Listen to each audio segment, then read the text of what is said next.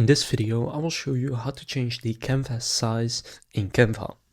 To do this, first just go and open up the design that you want to change, for example this one. And once you have then opened up the design, first I'll show you how to do it if you have Canva Pro, and then if you don't have Canva Pro. So right here, for example, I have this design. Now if I would like to make it a square, then if you have Canva Pro, what you can do is click resize in the top left right here. And then from here, just choose what size you want it to be.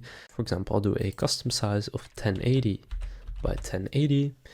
And then you can just go and click on either resize this design, so then it will do it in this design, or copy and resize, so it will then copy the design to a different one and then do it there. But now if you click resize, you will now see it is done. So that's if you're using Canva Pro. If you're not, then what you want to go and do is just open up a new tab in Canva. And first just copy everything from your previous designs. So you can just select all of it and then do Command C.